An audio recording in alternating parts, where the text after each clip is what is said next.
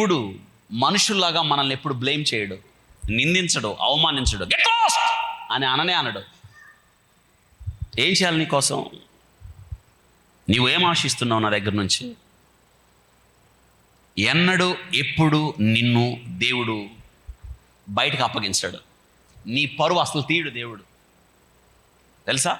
నువ్వు వచ్చి దేవునికి నీ బాధ చెప్పినప్పుడు మనం అంటామే, మనలో దాచుకున్న బాధ, మన కష్టం, మన అవమానం, మన దిక్కులేని స్థితి దేవునికి చెప్పినప్పుడు దేవుడు గుండెల్లో దాచుకుంటాడు, నిన్ను బయట అప్పగించడు. మనుషులు చేస్తారు ఆ పని.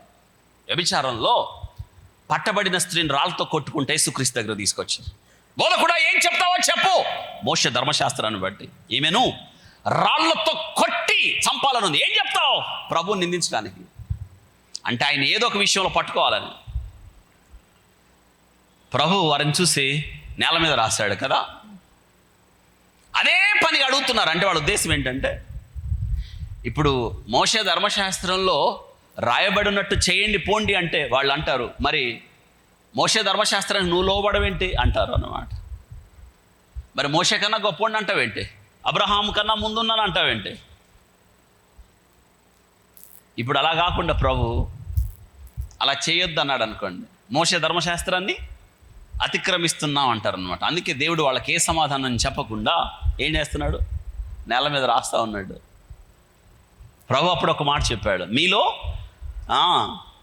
పాపము లేనివాడు ఆ మీద రాయి వేయండి అంటే ఏం చేశారు? అక్కడ అందరూ ఆ రాళ్ళు అక్కడే పడేసి వెళ్ళిపోయారు. యేసుక్రీస్తు ప్రభు కళ్ళెత్తి చూసి ఎన్ని అడగచ్చామని అడగచ్చా? మనం అప్పుడప్పుడు అంటాం, నాకు దొరికితే వాళ్ళని నేను కడిగేద్దునని. ఏంది కడిగేది? నువ్వు కడిగేది ఏంది? వాళ్ళని అడిగేది ఏంది? నిన్ను నువ్వు ప్రశ్నించుకో. ఎదుటివాడు తప్పులు కాదు, మనం నీ తప్పులను నువ్వు ఎంచుకో. మనం అలా చేస్తే వేషధారులు అవుతాం. ఎదుటివాని కంటిలో నీకు నలుసు ఎలా కనిపిస్తుంది? నీ కంటిలో ఏముంది? దొల్లం పెట్టుకున్నావు. ముందు దొల్లాన్ని తీసుకో, ఆ తర్వాత ఎదుటోళ్ళని చూడు. ఇది దేవుడు చెప్పే శ్రేష్టమైన పాట. చూసారా క్రైస్తవ విలువలు ఎలా ఉన్నాయో? నీకు నువ్వు, ఇది మనకి మనం బోధించుకోవడం, మనకు మనం సరి చేసుకోవడం చాలా ప్రాముఖ్యమైన పాఠాలు ఇవి. ఆశ్చర్యం ఏంటో తెలుసా? ప్రభు ఆమెని ఎన్ని ప్రశ్నలు అడగచ్చు. ఏమో, ఎందుకు పాపం చేస్తావు? ఎప్పటి నుంచి చేస్తున్నావు? సిగ్గులేదా నీకు అన్నాడా? అసలు అనలేదు అలాగా. అసలు వాళ్ళ ముందే దేవుడు, మనమైతే అంటామే కడిగేసి ఉండేదాన్ని. నువ్వు కడగద్దు, ఏం చేయొద్దు. అది కడగే పని దేవుడిది కదా. దేవుడు చేసే పని మనం చేయకూడదు.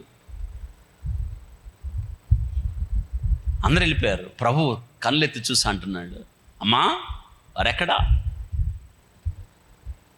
వారెవరు నిన్ను శిక్షించలేదా? శిక్షించలేదు ప్రభు. అయితే నేను నిన్ను, ఒక మాట అన్నాడు, go and sin no more. వెళ్ళి పాపము, ఒక్క క్వశ్చన్ అడిగాడండి ఆయన. ఒక్క నేరం మోపాడా? ఒక్క అపవాదం అన్నాడా ఆయన? See the compassion and love and forgiveness of God. అది మనం అలవరుచుకోవాలి. కానీ నిందిస్తే ఎలా? వాళ్ళు అలా, వీళ్ళు ఇలా, వీళ్ళ తక్కువ, వాళ్ళు ఎక్కువ అనే కాదు.